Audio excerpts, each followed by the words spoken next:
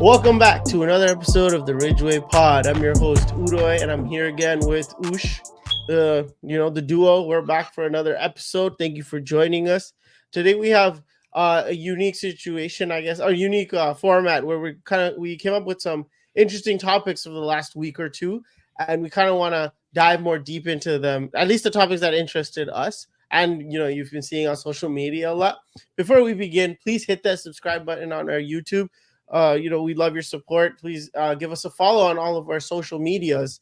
And yeah, so the first step I think we can get into is the funniest topic, I think, of the week. It is the Philadelphia 76ers. Oh man. Usha, do you want to set like a precedent or like the context? I can set the story. So Yeah. so let's just start off with their record. The 76ers are currently, I think they won today, so they're not might be 3-12. They might be 4-12, but let's just say 3-12. That is second to last in the Eastern Conference. They are vying for the number one pick right now.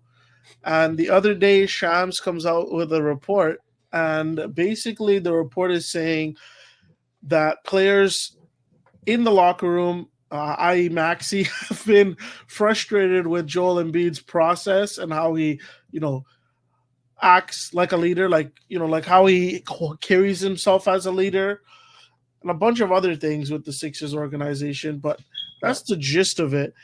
I just find it hilarious that team, they have been they've been pretty consistent always. For the last 5 years, I'll say they've been pretty, since 2019, they've been pretty consistent on how good they are. Mm-hmm. And I find it crazy that they're starting 3-12 this year. 3-12 is nuts. They don't even have a Doc Rivers coaching. It's Nick Nurse, and they have the most insane. Okay, so this is the funniest part of this about this whole Sixers season. They might have the Rookie of the Year this season, purely off the fact that everybody's injured. Mm-hmm. Yeah, like Paul George is dead, and Joel Embiid is dead. Maxi came back finally today, and what's his name? I'm blanking. Jared McCain. McCain, yeah. I think Jared McCain. Yeah. Is it McCann or McCain? McCain. It's McCain. McCain? I thought you said McCann or something. Oh. Dude, he's been averaging this last 10 games. He's been averaging basically 20 points per game on 43%, on 50% shooting and 43% from the 3-point line. Mm-hmm. It's insane. My opinion on the Sixers is funny because it might be a little bit different than what everybody else is thinking. I don't know if I'm giving up on them. I don't know if they're dead in the water. It's not, they're completely cooked, because first of all, the Eastern Conference stinks. So I don't they could crawl their way back into the standings. Let's say they're 4-12 today. They're 5 games. They're 5 games out of the 6th seed right now. So they can crawl their way back. My thing at the Sixers is, why the hell did you pay Paul George $200 million? That is my thing with the Sixers. What is the point of paying Paul George $200 million if he's going to be this fried? He's so cooked. I think he's more cooked than Joel Embiid is, honestly. Right. So so the funny thing is, you brought it up. I think the other part of the context is the whole playoff P, podcast P scenario, because he kind of he started that whole thing, and then he released a whole episode with, I think, Reggie Jackson. clickbaited his own franchise demise for YouTube videos. Yeah, and it's kind of it's funny because you have that on one side, but then you have Jared McCain doing his daily vlogs. Even in the one with LeBron, when they versus the Lakers, and it's LeBron's my mom and dad in the stands too. What's going on over there? Is it all YouTubers or basketball players? But that's the thing with Paul George, and especially the biggest thing he said in that was the soundbite was Jared McCain cannot be our most consistent player.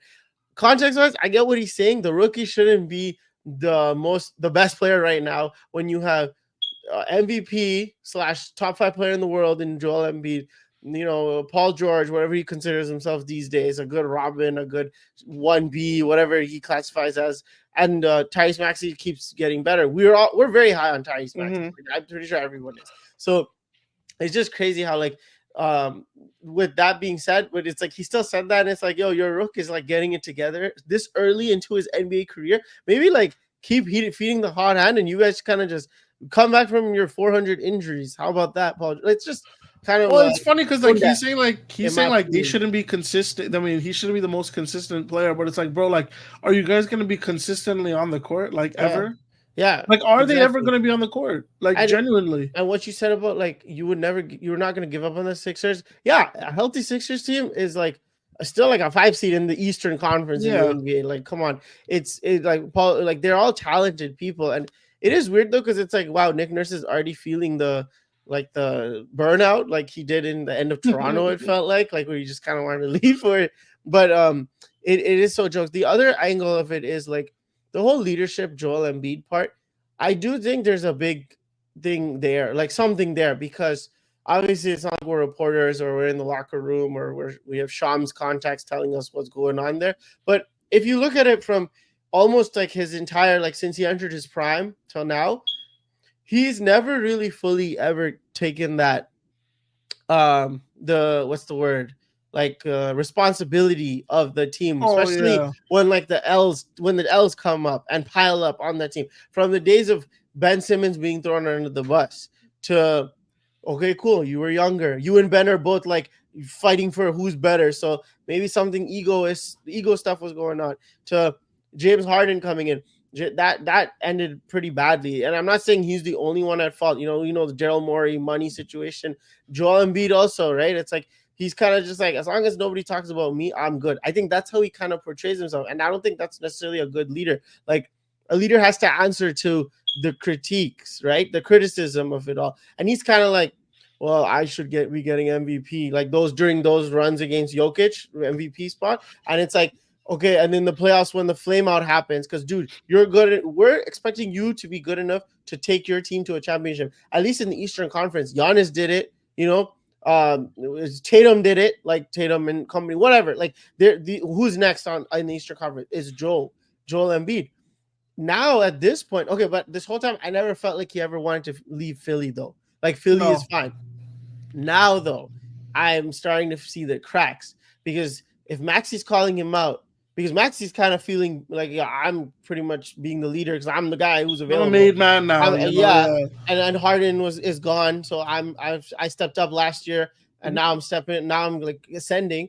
So everyone's looking at me now because Joe's not there, and Joe's not just on the court. He's coming late to meetings. He's coming late to whatever walkthroughs and practices and all film that session, stuff, this and that. PG is new, right? I respect to Paul George for doing what he did in the league. You're kind of new here, so he's probably not overstepping. So other than Big Joe, it's like what? And that's the thing with Joel Embiid. I heard those murmurs about the Jimmy Butler stuff, how he wanted Jimmy Butler instead of Paul George apparently, and he's been begging for Jimmy since Jimmy walked out the door, since they signed Tobias Harris, and that's the craziest part. Like, does he just want to go to Miami? Because the reports came out, by the way, if Joel Embiid is available for trade, guess who the odds are? Like, it's Miami as usual. Miami Heat. Yeah, Giannis too.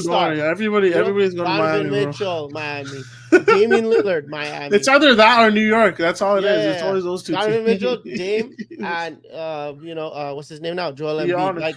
Giannis too. It's always some unsettled star. Jokic want to go to Miami too. You know, at this point. So that's the thing. I think Joel Embiid slowly, like, there might, in a couple months we might start seeing like, hey, Joe wants out, and I'm gonna throw it to you here, like segue into this. We were talking about it, but I guess we'll do it for the episode.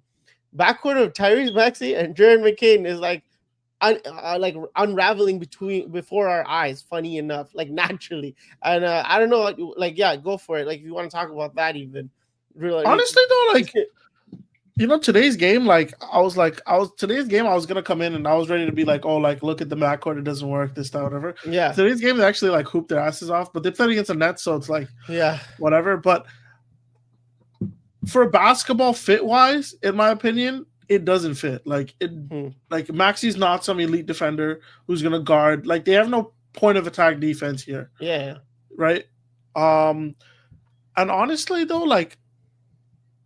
Offensively, it doesn't make no sense to me either because there's no playmaker on the court. Like, there's nobody who, and Maxi's a pure shooting guard. Like he's like Devin Booker and Ant Edwards and those guys. Like Yeah. these guys are just gonna go out there and I just score, feel like and they his need frame the is ball to smaller. score, and they Yeah. need the ball to score. Like a Brad Beal. Yeah. Like these guys are not shot post like catch and shoot. Like obviously they can do it, but they're not like that's not what their game is predicated on. Mhm. And luckily enough, like Jared McCain is a catch and shoot player, but I just feel like that fit just doesn't work. But the thing is, we haven't seen any of this with Joel Embiid. Everybody's touches are going to get evaporated when Joel Embiid comes back. Mhm. So, like, how does that fit into how does that coexist in the system? Right. And the way Nick Nurse sets up his, his teams, like he puts a lot of emphasis on his guards. Like he loved Lowry and he loved Fred VanVleet, like, using those pieces. Yeah. And you can see it already. Like he abuses his guard, like not abuses, like abuses in a Yeah, good he way. Like he spams them. spams them. He Yeah. loves using them. So it makes sense. But like, I just don't know how that fit would work with Joel Embiid and Paul George. Yeah. Like, like is everybody just going to take a sacrifice? Is everybody bought into the ring? Where this is when the reports actually matter, because it's like it doesn't seem like people are here to win. Like people are here to win. Exactly. And when you're not here to win, then who gives a shit? Especially in Philadelphia, that's all they've been trying to build, right? Doing all those trades, the process, that, like like what are we doing here? And it's like I don't know if they're here to win championships. The only team in the East, the only two teams in the East that look like they're like, oh, like I want to win a ring, like, and I really am locked in, is Boston because they're reigning champions, and Cleveland because they're like hooping their asses off. Yeah. But like even like the Bucks, like other than Giannis, like Giannis literally like is making these guys do group circles and group prayers after games after they win because how desperate he is to win. But everybody else on the Bucks seems like yeah, okay, cool. Like I feel like there's like a leadership gap going on, maybe a coaching gap going on in all these teams where like these teams just aren't bought in. But I feel like this is a thing with Nick Nurse teams, like Doc Rivers teams, where it's like these guys aren't really like the camaraderie is not there. He doesn't build that. He doesn't do that. You're right. Especially like we've seen it in Doc Rivers teams, like Philly. That thing went to flames. And even in the Clippers, we to this day we're still hearing when those guys get on podcasts saying like, yeah, didn't respect this, coaches, the son, that, Chris Paul, Blake, whatever, like all that stuff. So it's true. It's like, and I feel like the Sixers still have the aftermath of Doc Rivers, like that. And honestly, I don't get Joel Embiid. Like he's a great player, he's a great superstar, great scorer, this, that, whatever. But like, can play defense. And he can play defense. He's elite. This, that, like he's supposed to be, him and Jokic, this, that, whatever. Like. But there's just something about him where it's like it's not clicking with him. Yeah. And I know the injuries suck. The injuries suck definitely. But we've seen it so many times now where it's like, is this guy just like this is his career now? Like that's it. He got the MVP. He got his individual accolades, which he cares so much about. And now he's like, oh, you know what? I'm gonna coast my way. I'm gonna do this Kawhi way. And does that really work? And if that's the case, then like you have to. That's such a weird place to be because okay, if you want, like, I'm gonna just harp on the Jimmy Butler part, but it's like if you want someone like that who wants to win, like that's everywhere he goes, he's like commands grit and grinder, So it's like if you want to meet up with him, if you're gonna be with Jimmy Butler, you can't be a coaster, right? Like and like that's one thing. Again, that could be all rumors and fake fires or whatever. But okay, if you got your MVPs and all that stuff. What else is there to do if you're going to keep playing and getting these contracts? You have to win. But then why would anyone trade for you if you're not showing that? Now, if this is his way of being like, yeah, like I don't care about Philly anymore. Like I don't want to play for this team anymore. He's basically forcing himself out. He's checking out. He's checking out. Like cool, yeah. All superstars have done it. Superstars, we still like we know how that kind of goes. If that's the way you're going about it, then that's one thing. But also another thing is like where would Joel Embiid go? Like also another thing is like why we've seen this so many times. The NBA has been around for like 100 years.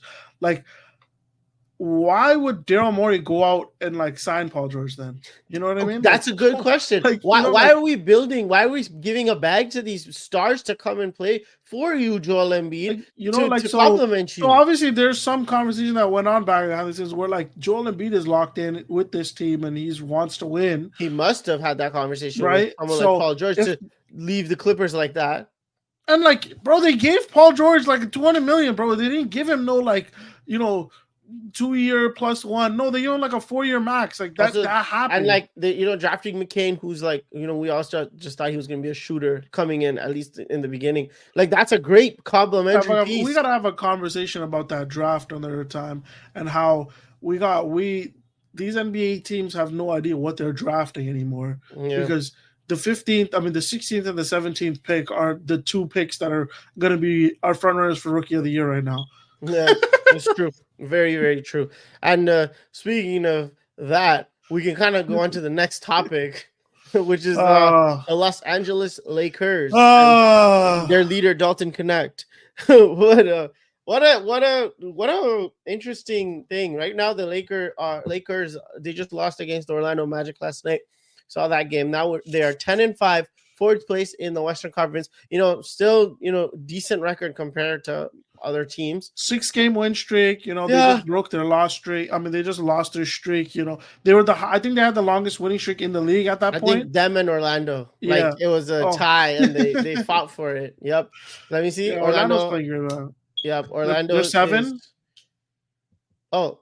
Okay. No, they won 1. So I guess they had it before, apparently, or something like that. Whatever. Anyway, so do you want to start with yesterday's game, or you just want to get to the overview of it? Like, I can start. We can start with yesterday's game because I have something to point out. Like like one thing that's really big, glaring on this team. That obviously we have the trade stuff and the roster stuff to talk about, but there's one thing I have to point out. So today I come across this stat, and I knew it. I was tweeting it all last night where I was like, bro, like we are such a bad free throw team at the clutch. Like for some reason, we become like legit shitters in the clutch at free throws, and not everybody. It's AD and it's Austin Reeves. Those guys suck at late game free throws. Yeah, and AD is like one of the best. I think he shoots like 88% from like his career in clutch time threes. And free throws, and he cannot. Bro, he's shooting threes 45%, but he can't hit free throws. So read this stat, okay? Yeah. So free throw percentage on the season this year. LeBron 76%, AD 80%. 80 being at 80% is disgustingly bad. Last 5 minutes of a closeout game, LeBron 75%, so right around his average. And AD 61%. Okay, it gets worse. Ready? Yeah. Last 2 minutes of a 2-point or closer game, AD is at 44%, and LeBron's at 88%. So LeBron gets better, and AD gets worse. This team has AD has a severe, and I saw it in the post game interview they asked. He was like depressed as shit because he's like, bro, like I just lost this game on free throws. I like that part of it, but it's like, bro, like this has been an ongoing issue with you for not for like this season. For a little bit of time where it's like, we've noticed that like whenever free throws come up in the clutch. Like, what the hell are you doing? And why did you that's the craziest part. So, like, just before I go harp on that point. So, I remember last year he fixed it up a little bit. Yeah, he was killing it. The year before, which was year 1 of Darvin Ham, I remember he was shooting ended up shooting like 70-71% from free throw, from the free throw line. It was wait, do I have it up? Oh yeah, he shot 71, and so again this year he's shooting 81 or 82%. Last year was 78. He ended the season with playing the games he played, and then the Darvin Ham season was crazy, 71. And that was the thing against Indiana, against Boston. We watched those games down the clutch, and it was crazy because I'd be like, yo, is he just tired because he played so crazy in the beginning, and his legs are shot and this and that. And same thing with Reeves. I'd be like, I remember, I used to think Reeves can't be a full-time playmaking ball handler because he goes off, but I feel like he exerts so much energy, dude. And then like his legs get cooked or something. I don't know. No, it's not even the Reeves free throw, bro. Reeves has this issue, and this is why I'm so like out of the he's still one of the 4 players that I want to keep on our team just because he's he has very good chemistry with LeBron and AD. Yeah. But Plays well. bro, like when he is giving you nothing on offense, he's giving you nothing on anything, bro. Anything. He is one of the worst players when he's shots not falling. It's like egregiously bad. He's getting turnovers. He's chucking random threes. Like he's foul baiting like a crazy just to get a shot off, and then like breaking his free throws. Like his offense, when it's bad, it gets really, really bad. That was all last game. Like literally everything you said was. I watched it like from I think end of quarter 1 at least to like the ending. I was just like, bro, like turnovers, because I get it. They're trying to play him more like a point guard to get the ball out of LeBron's hands when LeBron, especially, or goes to the bench, and it's like turnovers. Cool, that's gonna happen when you're the point guard. Like it's gonna happen, but it's like some were just like very stupid. Like how did that happen? Idiotic plays, and like his legs get gassed, and then like you can even see it in his body where he's like kneeling down, his hair's all messed up, his hair gets messed up, and he looks like Tobey Maguire just got his ass beat. Spider-Man got his ass beat, and like he's wearing tattered freaking Spider-Man gear. Yeah, he just Norman Osborn just jumped. It's true. It's true. It's like, so it's just like, dude, like, is this a thing where you're like or like you just play, if you play good, it's only for like that couple quarters, and then you're like spurts, maybe you'll hit the shot, maybe you won't, but it's like you're gone, your stamina's low. I don't know if his stamina's low, but it looks like his body language just gets cooked, and it's just like, bro, like LeBron was doing all that stuff, like offensive rebound. Dude, I think LeBron had 15 points in the 4th quarter last night. Like he went crazy. And then it's like, and they still, dude, 9 free throws missed. We are the number 1 free throw shooting team in the league. All we do is shoot free throws. That is the only advantage the Lakers have on any other team in the league. The only advantage, due to the roster construction, and just the way we play, is we get free throws because we are driving the shit out of the ball because we can't shoot the ball. Like one person can shoot the ball on our team consistent. Actually, 2 people. It's LeBron and it's Dalton Connect. And Dalton Connect, I'm gonna give him his flowers before I go on this rant about how this team is not a contender. Dalton Connect has played lights out, man. Like he came into his own. He was off the bench, and then he just started. Let me pull up. I just want to pull up the last 5 games. 1 second. Okay, so last 5 games, he goes. So this is when he starts. When he begins to start, he goes 19 points, 5 for 5 from 3. He goes 14 points, 50% from 3. 27 points, 50% from 3. 37 points. 37 points, by the way. Points. He went 6 threes in a row, or 21 straight points. I think that's what it was. Jeez, yeah. 9 threes, 75%. Last night, 17 points, 43% from 3. So he is an elite shooter. Like not even like a good shooter. He's elite shooter. Yeah. I can give that to him. My problem with him was he was very bad at defense. Like he was just giving up every open lane. He's cleaned that up a lot. Like he's become more of a helper now. Like he obviously still can't guard point of attack, and this is our biggest flaw on our team. Yeah. But he can at least do help side defense, which he's a big body and he can go get boards. So that's good. I don't really have a lot of flaws on the rookie. He's a rookie. He's literally just started his career. The problem with this team is our wins. The wins that the Lakers get are so like, it gets Twitter so happy, and it gets like the fan optimism, and it gets us so happy that we kind of get clouded from reality. This team is not I don't think it's a contender yet. I think it's a very solid team. We're right in that same area where with the Paolo Magic right now.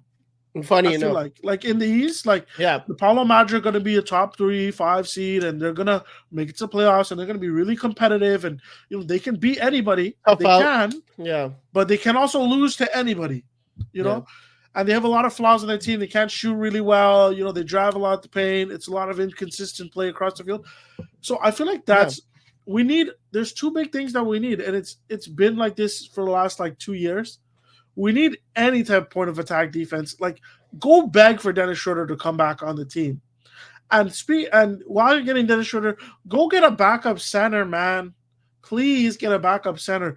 These lulls without AD be smoking us, man. Like Franz Wagner and what's that guy's name? Goga, the freaking but these Muslim looking guy, whatever his name is. Yeah, dude. Whenever AD would go to the bench, they would just start running to the paint, just sprinting into the paint, just buckets. It's just brutal. Like it's true. And we have so many people on our roster that can't play anymore. Like Gabe Vincent, somebody like, and then what's his name? D'Lo, funny enough, D'Lo somehow became like an elite shot blocker, but he can't shoot the ball anymore now. He can't shoot for shit anymore. Yeah. So and he sucks. I think I saw like 3 air balls in the fourth yesterday. Dude, it was terrible. And I'm like, he literally got pulled. He pulled the shot. He got airballed, and JJ said, "Yo, get the hell off." Yeah, and JJ let him take 3 of them. Yeah, air balls. And then JJ Redick put Austin Reeves in, and Austin Reeves fucking should have went to the bench too. Yeah. Rui Hachimura kind of lost his whole spot in the rotation because Max Christie and Cam Reddish stole his chain. Yeah. But like Max Christie sucks. Oh, I was gonna say Max Christie is showing no signs of improvement. He'll give you spot minutes playing defense. I get that, and like hustle, but like you need more than hustle. Like, come on. But his defense isn't even that good. No, I know, but like stopping it, but like at least like at least like Cam Reddish, like now everyone's gonna call him Glazer. Cam Reddish, at least he like yesterday I think he had like 2 for 3. I don't know why JJ benched him. I have no idea why JJ benched him. That was definitely a lineup rotation problem. JJ should have. I don't know why he benched him because like put Cam on Franz and like let him make it as difficult possible. Like Cam picked up 2 early fouls last night, but Cam also only had 2 fouls going into the fourth. Yeah, let him foul out. Who gives a shit, bro? And that's the thing with like if I were to talk about Orlando and give them a little bit of flowers, but like they played good, right? They played great. Like they stayed resilient. There was moments where Lakers were gonna, like, I think it was like 8-point lead and stuff, and or every time like LeBron hit a shot, they're just like, no, let's keep going. Like the rest of the team are not gonna do nothing. It's just LeBron and Franz. He looks so comfortable until Cam came back and started making a little bit more trouble for him because Cam's like arms are so long, so he can kind of bother you with shots, this and that, and so that's the thing. Like Franz was just getting whatever, and I know Franz has been hooping especially since Paolo went down. More opportunity to get the ball in your hands. He's like a triple-double dude now, and all that stuff. Like, but that's the thing. It's like I think the Lakers the rotations were off. Players are not playing. Like you go from Max Christie to Gabe Vincent. If Austin and D'Lo are checked out offensively, like what else do you got? The rookie and AD and LeBron. Like that's the thing with this roster construction. And at this point, it's like, I do think they heavily miss Vando but like his progression has not been well in terms of his treatment and all that stuff. I don't think he has a spot on this team though, dude. Vando? What's his spot on this team? No, but I'm saying that like Vando, when they did have him that 1 year during the playoffs and stuff, and they went on to the conference finals and lose to Nuggets. He because after that I just forgot what he did. But you know what's so funny? In that Nugget series, he literally got exposed. Like he got played off the floor. Like so my thing with Vando is like unless he becomes like a half decent, like he's legit like terrible 3-point shooter. Like like Cam Reddish, like he just doesn't take these. Like he's just offensive. He's scared of shooting a layup. Exactly, like, bro. If I'm shorter, but like it's like I'm not like 6 feet and shit, but like I'll still shoot a layup over someone. I want Dennis back, man. Like exactly, Dennis was he's fearless. No, but that's the thing. That's the thing we're missing on this team is we have no dogs. Like we have no grit and grinders. That's like the thing. Anybody on the team who can who's gonna get into people's faces. Gonna get in a little pushing and shoving. Like bro, like why does AD, my superstar, have to be the big dog and talking shit to everybody all the time? Like bro, like what? Look, you like Cam, but Cam to me is like a healthy Vando because he offensively, like I know he can go up, you know what I mean, and try and like do something here and there, spot shots, right? He doesn't even look to do that. He's so like he looks frigid in offense, frozen. Defense, cool. He's playing defense. Everybody got to show effort, right? I get it. And then defense isn't even that good. Where it's like told defense individually in the NBA is never like wow, unless you're like Dyson Daniels, that guy's crazy. But right now, in the last 10 games, Dyson Daniels, that we'll always remember you. But other than that, it's the team schemes that defensively. Oh, what are we gonna do, coach? Oh, maybe don't let Franz Wagner have the ball, bro. Last year, they didn't do. They let him. Okay, JJ. This is where JJ's like fucking losing my mind, bro. How are you gonna let him continuously ISO? That's what I'm saying. And I get it. He's there's chucking no bad stopping shots, a better but he's offensive hot player. as fuck, bro. Like he's hot as shit. Like So he's I was gonna keep taking the shots. His coach keeps telling him to take the shots. That's what I was gonna say. It's like Francis has the confidence and the green light, right? Last year playoffs, I think we talked about this when the Lakers got kicked out. Jamal Murray has the ball. Jamal Murray gamed one of the games already. Get the ball out of his hands. Let Jokic shoot a 15-foot. If he gets it, he gets it. Remember, Jokic passed it back to him, and then it was Island, and then thing hits the shot to beat the Lakers 4-1, right? Yeah. Get the ball out of Jamal's hands. I'd rather KCP hits the shot and we lose the game, bro. And then today I was watching the Cup games, and every time, okay, first of all, New Orleans has like Ingram and no one else, right? Like on Trey Murphy. Every time Ingram got the ball because he's bringing the ball up, Golden State just send two people at him. They blitz him, bro. Because they're like, look, you're not gonna beat us because this guy's the only guy that can go grab his own points, right? Everyone else has to they're all like unsigned people, more or less, getting spots, getting minutes because everyone's hurt. Zion, DeJounte. So what I think it is, though? Steve Kerr said, get the ball out of his hands. Don't let him get comfortable. What I think it is, though? Like Golden State and Steve Kerr, just speaking of what you're talking about, they are so good with their defensive rotations, and I don't think the Lakers are like fast enough to do that. Individual defensively personnel wise, Dalton, like AD obviously, and Bron can do it on the baseline side. Bron cannot do it on the front end. I mean, on the perimeter. I don't think why is the 6'9" guy the one who's gonna do it? It makes sense. Dalton and Reeves are gonna go and blitz somebody. They're gonna pass it off, and then it's LeBron, Cam, and AD doing rotations with Dalton and Reeves coming back in the rotations. I don't know if they're even practicing that, because I haven't seen it once. I haven't even seen them blitz. Like I think they blitzed last night once at the end of the game, and Franz got the ball right back and just shot it. Mm-hmm. So I don't even know what they're doing. The Lakers, no matter what regime, they just don't like blitzing. They just they hate it. And okay, look, they play disrespectful hoops. Like, shut up, bro! Get the ball out of his hand, man. Exactly. What the hell are you trying to win? We watched the 2021 playoffs where they literally wouldn't let LeBron play offense. Booker said, "I'm triple teaming him every time," and we lost. We lost because of it. Yeah, that's the thing. Like, especially when you're playing teams like this, they better not be comfortable. That's for sure. And the Lakers front office and the Lakers organization. Rob Pelinka keeps thinking he can get away with it. He can't, bro. This team is severely flawed and needs big changes, man. Dire help. Yeah, still. No. Vincent D'Lo and Rui Hachimura off my team, this bro. This is not the championship team, and other people that are contending, they have solid players that commit to the team. These guys all are they're vibing. Well, look at the Warriors. Let me just give them the flowers right now. The Warriors have I literally 2 pods ago I was talking shit like they're not gonna do anything, bro. They're the number one team in the West. Like this is props to Steve Kerr and this is props to Draymond and Curry and how their system works. It's really easy to learn. You just gotta fly around and find Curry. But they also instill a lot of confidence in offense for these guys because. There's not a lot of ball stopping on that team. Nobody really stops the ball. Everyone's always the ball movement is the key for that team. Yeah. So that's why their offense is always good. It's really their defensive end, and their defensive end, they do the blitzing and the rotating. Yeah. They rotate their asses off. Also, they play small and they rotate their asses off. Whatever distractions Wiggins had is gone. Bro, yeah, he's back. No, and I know he had 30 points today and 64% from the field, but he's playing defense again. Ingram scores on him there. He goes and dunks the ball there. He's running the lanes. It's he's totally back. So it's it's not even like Curry's having this crazy season either. Curry's numbers aren't insane. Like Curry's having those big games against those. Curry's taking them when they play the good teams. Curry comes in. He's like, all right, let's go. Yeah. But every other team.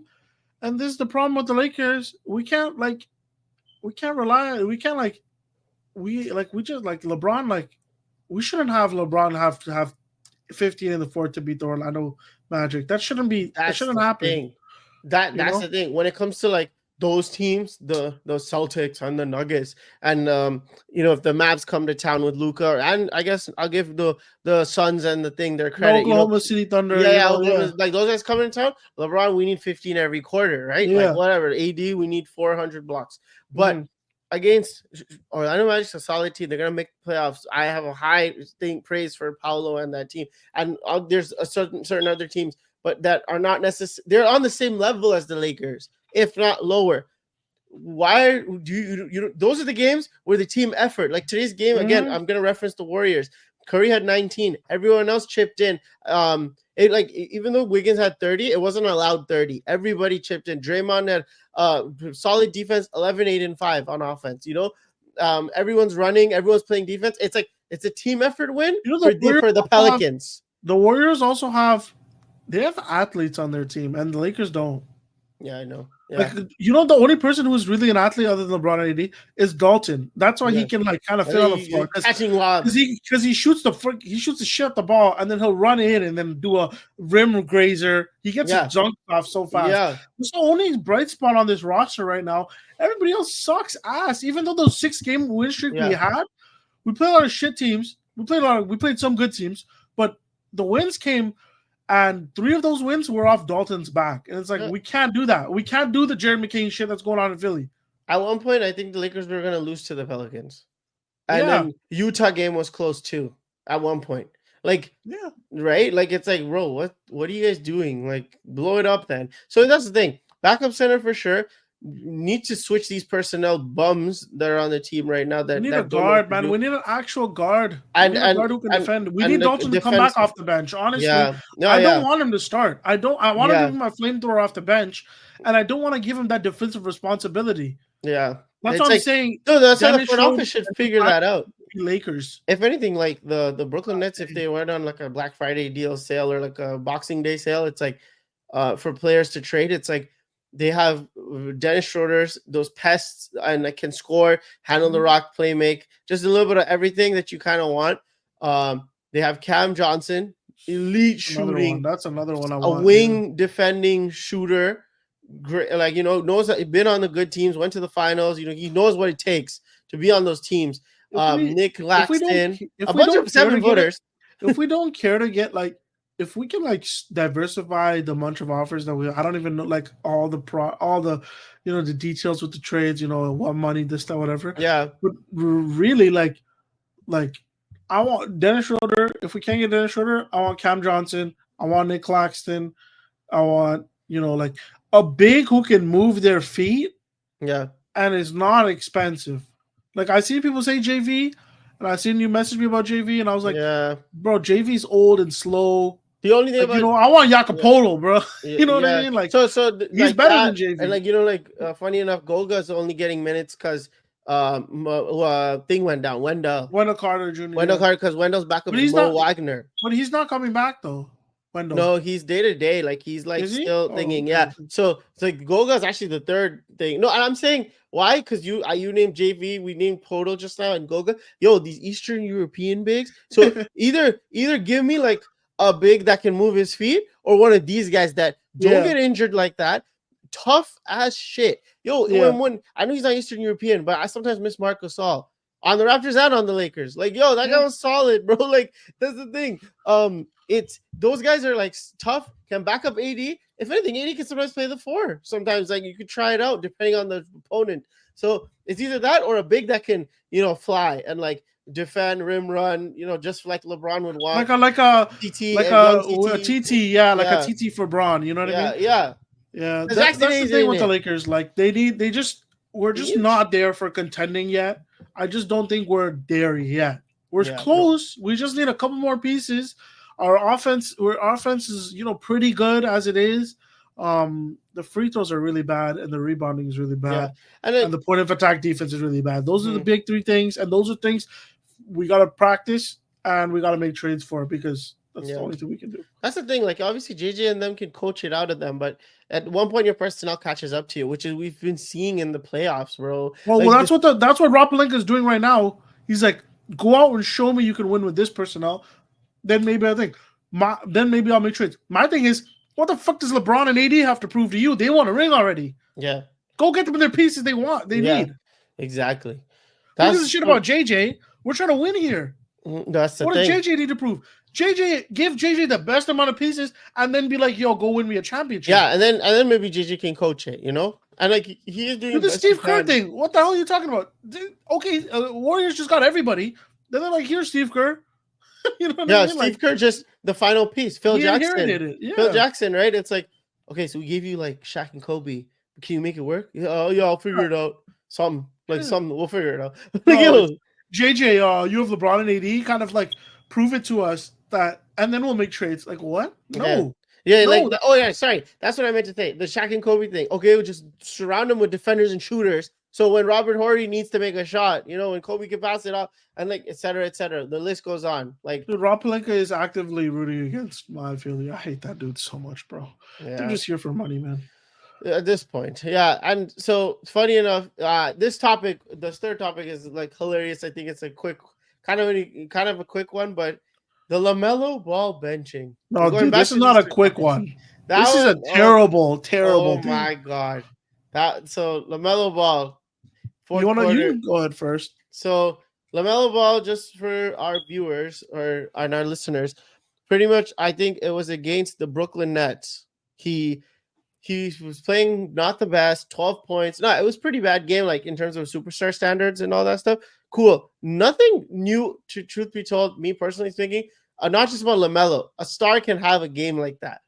But they were winning.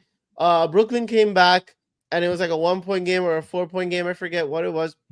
But LaMelo gets benched, essentially, for Trey Mann. No, but like this is the context of the game. He gets benched. He only played like 2-3 minutes in the fourth or something, max 4. Like, and then he gets benched for Trey Mann off the bench, right? No injuries. He had like 4 fouls. Cool, but it's like 5 something minutes. It's crunch time. 5 minutes left or something. Doesn't come back. They lose the game by 1. All of that, like that's just I don't know. It's not just coaching. It's like a people person skill thing by the coach. Let me read the quote that Charles Lee said. He said, there was no message sent by me. I think it was a tough decision that I had to make in the moment. I thought Trey Mann, and really it's not even about Trey, to be honest with you. It's the whole group. I thought finished that third quarter playing really well, helped gain some momentum. And in the moment, I just felt that group was going to help us at the end of the game, as well as to kind of finishing it out. Charles Lee, shut the up, bro. What are you talking about? First of all, if I'm the owner, I fired him on spot. That day I fired him. First of all, I'm paying LaMelo Ball $250 million American dollars. And you're not playing him in the fourth quarter? And we lose? Are you freaking crazy? It was a cup game, right? I think so, it was a cup game too. I think. But yeah. That is the motherfucker who makes me money. He makes me. We talking business now. We're not even talking about sports anymore. We're talking business. That is the guy who makes money. Okay? That's 1. 2 is, what the hell are you talking about, bro? Like, LaMelo Ball, like, these are superstars, man. Gilbert Arenas said it the best. Gilbert Arenas said this best. I'm going to quote him. He said, when the last 5 minutes comes around in the fourth quarter, it's a whole new game for superstars. They don't remember the first 43 minutes they played. It's a whole different game. LaMelo Ball, if you want LaMelo Ball to become the superstar that he could be, you put him out in the fire when he's having a bad game, when he's not shooting well. You put him out in the fire against, the Brooklyn team that's not good, and you let him go figure it out himself. And LaMelo Ball is good enough. We've seen him do it multiple times already in his young career, where he's done clutch. Bro, the other night he shoot the crazy shot to go into the net. Yeah. You know what I mean? Like, so he's good enough to go out and win you the game. So I don't know why you even think about benching him, or like. Yeah. The thought process with there's no excuse for it. It's pure ego. Like, you wanted to just show him that, I'm the coach of this team. No matter what you say in interview, shots. Like, that doesn't happen. That doesn't happen, bro. So my thing is, he comes back the next game against Detroit yesterday. It finishes with 35, 6, and 9. And the dub. Here, man? But they win in overtime. Ironically, they also he fouled out, but like Brandon Miller got that, 38. But like still, like That's the thing. You have a young team. Lamelo Ball finally not injured. You built a squad, like not a squad, but like there's other upcoming players around him. You See just where you're spat your superstar's face, bro. You spat in his face. No, so my thing is, it's an ego thing for sure, because it's like, bro, are you not like, it's a reading the room issue. Like, who benches Luka Doncic, Trae Young, Anthony Edwards in those pivotal moments where it's like, okay, first of all, we're in the Brooklyn Nets. Like, there's a lot of layers to this. With close game, crunch time, 4 fouls. It's not like a defense offense thing, like a defense offense, like, oh, I'm gonna bench Dame for defense and then bring him back out. No, it's not. No. You just fucking told him like you're done for the night. How do you tell your superstar you're done for the night? And like, shout out to LaMelo in the press after after the Detroit game, he said, he's mature. He said, I talked to him. I'm not gonna say what we talked about, but that's my coach. Like, that's cool. Like, whatever. Like, he kept it cordial, and like, if anything, it was very respectful. And it's LaMelo. LaMelo, the ants. You don't know what they're about to say. That's the funniest part about them, right? Like, they got quotables for days. So shout out to LaMelo, but for answering back so strong, even with his game, the following game. But it's just like, dude, like, I've never seen that before. Especially like, he's not a rookie. I get it, but it's like, a young player, you never do that. You let them go. Like, take us home, or we crash with you. The only time I've ever seen it really was that 2017 playoff game when Ty Lue benched Kyrie and Love for Channing Frye and thing. But he didn't bench LeBron. Like this LeBron James, and it's like like Kyrie's playing a terrible game, and the third quarter run was crazy that they had. And he just rode with that team. It was against Indiana, right? But that was a playoff game, dude. Mm-hmm. It's a whole different story. You're talking about a regular season game, middle of November, playing against the Brooklyn Nets, and you bench LaMelo. You're benching him purely off of ego. Like, honestly, I want him fired. Like, I don't even want him. I don't care if they can win the next 50 games in a row. He should not be on that team. So, bro, you're not bigger than the freaking team, man. Like, don't do that. The thing with this is like, okay, I'm not one for like, guy has to leave totally, like, leave the dying franchise, this and that. Not all the time, but like, there's those teams: Washington, Charlotte, the Magic. Like, like, there's these teams, the Pelicans. They're like. Yeah, this guy's too generational. Utah? Yeah, this guy's too generational to stick around here and like just what do you call it, rot away or career. He'll never get the accolades, X, Y, and Z, et cetera, et cetera. Unless you're right, okay. Portland. So that's point one. And I'm not saying LaMelo has to leave Charlotte, like not yet. Well, right? He should leave now. After that, it's like he should leave now. Yeah, Charlotte, you don't deserve LaMelo Ball. Like, dude, that was. I know it's like it's not this big topic where it should be this important. Yeah, bro, I just find it like it is so disrespectful to like your team to do that. Like, let me put it this way too. It's not like you won the game; you also lose the game. There was no like, tactical. It's like if we watch Barcelona, right, and like who's the face of the franchise? Like Leo is fire, but like Lamine Yamal. This young, third year, second year winger who's like setting the world on fire. If Hansi Flick's like, no, Lamine pulled, like, get out of here. But like, if he ends up winning the game, cool. But like, it kind of like that's the difference. Like, what was I trying to say? No, sorry. If he pulls him and he wins the game, that's like a tactical thing he did. That's what I'm trying to say. But if he pulls him and he loses the game, it's like, bro, his ass is on fire. Someone else's ass is on fire. The manager's like, bro, what are you doing over here? The social media is going crazy. LaMelo Ball, it's like, who else? Like, also, your depth chart isn't like the 2018 Warriors where you're like, dude, bro, and the other thing is, you had that entire fourth. You're like, I don't want to put him back in. It's close. It's 1 point game. So you trust Trey Man? You trust Trey Man and Bridges and all these other guys? No offense to those guys. LaMelo Ball should be taking your last shot. LaMelo Ball should be running your offense through the clutch. What? Like, your entire offense is based off of him. What was it gonna say? Your entire system is based off of him. That's what I was gonna say. You created. That's not the NBA. Don't work like, I build a system and then everyone plays it in. No, like James Harden said, I am the system. The NBA works off of the superstars because of how good the superstars are. Look, they That's what it They is. played 15 games this year. And in that 15 games already, forget about his first 2 years, 3 years of the league. In this 15 games, he's already showed you an insane sample size of what he can do with the last shot and with the crazy clutch time situations, entertainment purposes, etc., etc. Lamelo Ball should be the guy in Charlotte. Why did you do that? And also, as the game is swinging back and forth, like with the Brooklyn Nets, I remind you, why did you not be like, okay, Lamelo, go back in?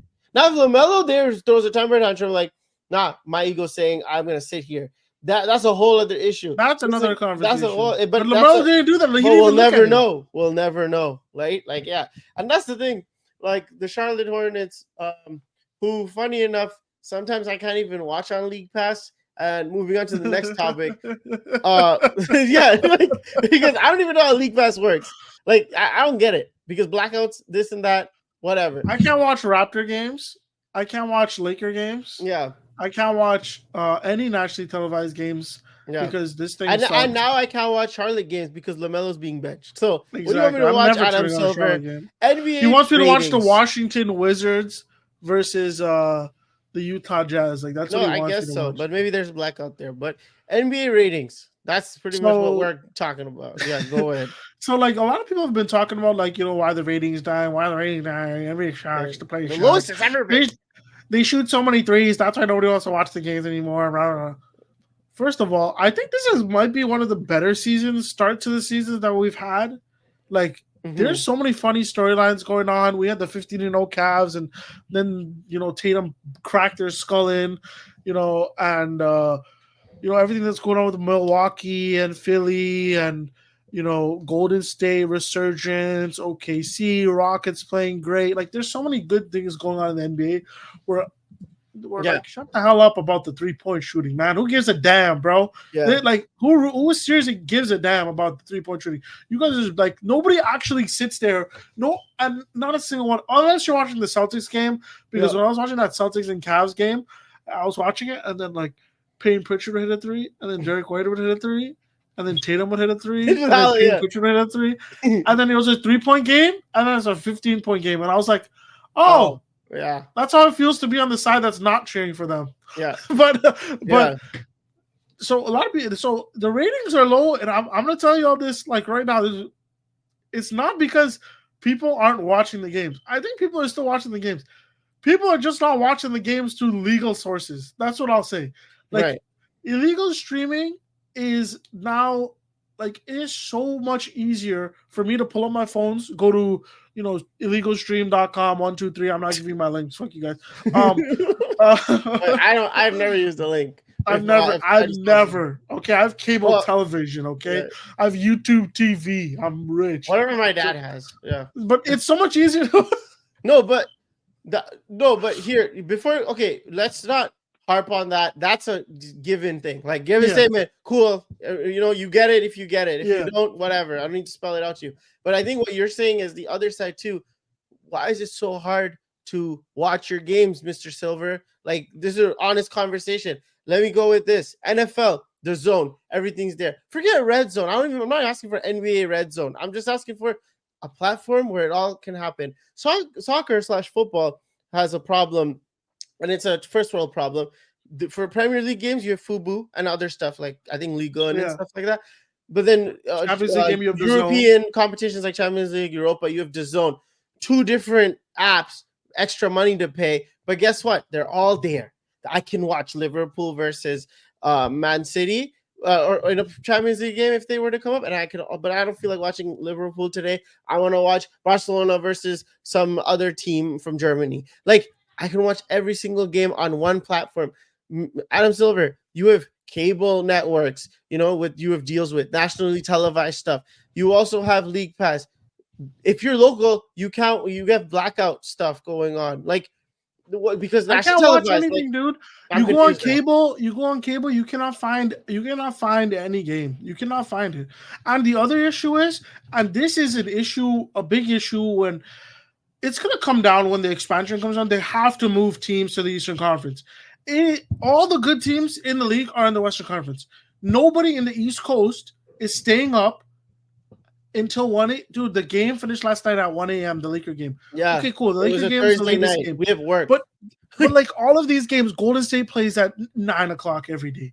Oklahoma City plays at 8 o'clock every day. Houston plays at 8 o'clock every day. Denver plays at 9 o'clock every day. You know, Clippers, you know, all these West Conference teams, they all play so late. So you're literally losing on half of America. Mm-hmm. And the other thing is the league incentive, like the NBA went with this path where they went international. They said, I want to go international. I want the international fan. We can't compete with NFL in the local fan. Okay, cool. The international fan can't watch a game to save their life. Every time we go on a trip to try to find a game, it's quite literally impossible unless we have a laptop illegal streaming it. I mean, I never did, but like you can't even. League Pass doesn't even work internationally. But no, here's the thing. Exactly. We in 2019, we were in Spain. The Raptors in the finals. That was a big one for us. That one we were scouting through the streets of Valencia, trying to find any pub or any restaurant, any place, any freaking lounge to give us a game. I freaking by the way, 2-3 a.m. We're in Portugal last year during the finals, conference finals, and all that. Bro, Ushma was dying during the trip, the day trips, because he's watching the things at night. Because we're NBA fans, we love this game. We've been loving it for almost freaking 20, 30 years. I don't even know, but it's crazy. You are not making it easy for us to watch. So let's not talk about ratings. It's not necessarily the product, because we're here. We're small. There's 5 million big podcasts talking about this sport. If I go on TikTok, if I go on YouTube, if I go on Instagram Reels, there's a new one coming up. But and all that stuff. And I'm sure they've talked about this too. I'm not sure, but that's the elephant in the room. It's not the 3-point line necessarily. It's not the all-star game is causing the decline in this and that. Those are just minute details. But you're not even broadcasting the thing, bro. The NFL, the only best way is to compare it to other leagues, right? Last year, how many times, and maybe even this year, you can talk about it, but Thursday night football, Monday night football, Sunday night football, the worst games. And if it's not the worst games on paper, it's the worst games in the field. It's the worst game on the field. Even if the teams are the best teams, watch the Chargers and the Ravens are gonna play. Watch what happens 10-9. Dude, what's it called? Yesterday's game. That game was god awful. If we're being respectful, that game was awful. To watch, the snow was cool, I guess, but it was terrible to watch. I'll say it's maybe they can say it's the weather, but there have been games with clear skies have been boring as shit. Bro, every time, what's it called? Every time the Jets play or the Broncos play and thing, oh my goodness, it's the worst shit ever. Okay, when Russell Wilson kept getting Broncos on the Monday night, all the night games. All the Amazon games. What? Well, since when did Bo Nix become Russell Wilson? Because why do they get so many games? Shout out to Denver Broncos. But what the hell? Anyways, but guess what? Millions of views. Super Bowl, millions of views. Anything FIFA related, millions of views. And I get it. The sports are sometimes hard to compare. But okay, NFL went to London. They have 9 a.m. games. And there are millions of views. I can wake up, make a British tea, and watch it from Canada. It doesn't matter, because if I'm a Vikings fan, if I'm a Jags fan, I'm gonna watch it. I support it. I don't hear no complaints. And they're playing at Tottenham Stadium, and it's no complaints. NBA, it's bro, how do I watch? When do I watch? What's going on? Then you can get to the gameplay, I guess. I will say, if you want to talk about if I want to get play devil's advocate about the gameplay and this, that, whatever, I'll say two things.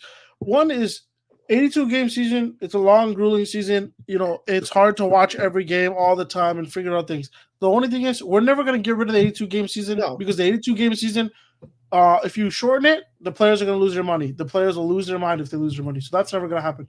Yep. Second of all, injuries are a thing. I understand it is a thing, and it's actually a pretty bad thing right now in the league. I don't know what it is. You can't talk about. I'm never going to talk about with the money aspect. A lot of people say it's because of guaranteed contracts. I'm going to keep giving them guaranteed contracts. I want these guys to keep getting guaranteed contracts. Mm-hmm. Don't be like the NFL where these guys are having CT and barely getting paid for having CT and entertaining us. So, but the injuries are an issue. But the injuries are only an issue to like you guys only care about Joel Embiid injuries. That's one person. Yeah. Like, the Pelicans are dead right now. Who's watching Pelicans games when they're alive? Right. That's true. It's more so an interest issue. There's a lot of freaking terrible teams in the NBA. There's a lot of mid in the NBA. That's the thing. That's where the NBA and the NBA is slowly getting there. And this is this transition period. Also, there's no superstar to take over from LeBron, Steph, and KD. There's no superstar to take away from them. So what they're still the biggest in the league. What I'm gonna say is 100%. Those three are like the biggest draws, and then yeah, okay, for sure. But another thing is the injuries, the not important teams. I'm listing off what you said. Even the players that are trying to be super duper stars, and sure, they can do better for their image and all that stuff. Show more care, I guess. Whatever. I don't know that whole conversation, but half the time, sports media is either not hyping up the people they shitting on them. Could be next. If anything, being super negative about them. Nikola Jokic has 3 MVPs. Debatable if you want which ones he deserves, which one he doesn't. He's arguably going for his 4th. He's won a championship, dominant run. I'll give him that. And he's shown up when he's so elite, bro. He's so elite. And based on our top 10 video, go watch that if you haven't. Fun video. He was undisputed Teflon Don. The mainest man in NBA. Social media accepts that about Nikola Jokic. I see people trying to talk to this year, especially start talking about him more moving like prime LeBron, prime Curry, and all that stuff, prime Michael Jordan. But sports media still doesn't hype up the fact that they have this in their hands. They still go I hear it still even from the ex-players. I think I'll still take Joel Embiid over Nikola Jokic because you just one-on-one. Because NBA is a one-on-one sport, right, guys? I've heard that. So okay, so we're still talking Joel versus Nikola. Okay, cool. Then you have Giannis, bro, is averaging the most insane numbers, but they still talk to him like he's running dunk man. It's crazy. I understand they give no respect to any of the people, and I don't want to be screaming xenophobia or whatever because I don't really believe any of that. Any of the international guys, they don't really the national media do not give them respect. We can be honest about that. I don't even want to I didn't even get to Luka yet, and I get it. Luka has flaws. We've seen the defense tape a couple of days ago. Whatever. But overall, we're trying to push the game, bro. We have to put it on somebody. We can't just wait for LeBron to oh yeah, LeBron, let's go do it again. Let's go do it again. Dallas Cowboys in the 4th and all that stuff. Exactly. Look, the NFL, and I'm not the biggest fan of the NFL this season. This season's been pretty trash in my opinion. Totality of the NFL. Sure. The Cowboys suck ass, and they're still obviously the most talked about team. But there's also 15 other teams the sports media talks about. The way the NFL media handles their teams and their players is way different than the way NBA media. NBA media shits on all of our players. NBA, all they do is dick suck the past. And NBA media hates all the international guys. That's what it feels hates them all. It just definitely feels like that. Because, and again, amazing player, top 10 player, if you want, arguably, whatever. He usurped all these guys with doing the bare minimum. You know what I mean? Just the push. Remember how we keep saying marketing is a motherfucker, right? That's pretty much what it was. And it's why? Ant deserves all the flowers in the world. What happened to Donovan Mitchell? You know what's funny? Donovan Mitchell leading the Cavs to this historic thing, still no hype.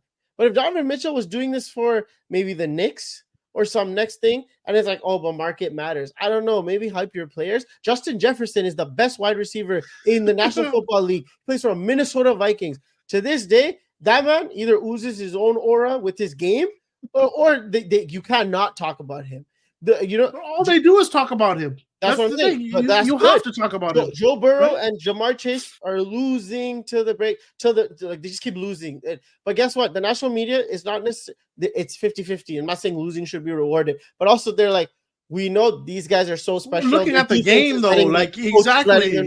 But we're never going to tear them down outright. I critique players too. Criticism is allowed, but come on, guys, you can't tell me there is a little bit of hush-hush when it comes to certain players that should be getting way more noise. And I think my last point would be the whole platform thing issue is a huge one because we have Premier League on Fubo, right? There's a reason why there's certain I can't watch all 19 Premier League teams, but like I'm always kind of like I can keep an eye out or be like, oh, this guy he's going off. John Duran for the Aston Villa. Like, wait, isn't Ollie Watkins their striker? No, this new guy off the bench keeps coming and scoring. Like he's snatching Ollie's chain at this season. Why do I know that name? Some next South American young kid comes playing for some next club. It may not be a top 6 club, but guess what? He's getting his dues because his game is being shown, but that's not enough. The pundits, the people have to talk about it and push it. And now guess what? Now I can randomly go click on and watch a Nottingham Forest game. It's like, oh, cool. And that boosts business. That boosts business. This is good. Like, look, now the freaking Man United fan is watching a Nottingham Forest game. Like, like that's how you boost business. So things are, especially the NBA, is based off of players. It's not based off of teams. It's never been based off of teams. LeBron's been the biggest face in the league, and he played half of his career in Cleveland. So it's never been based off of where you're playing. It's all about who the person is.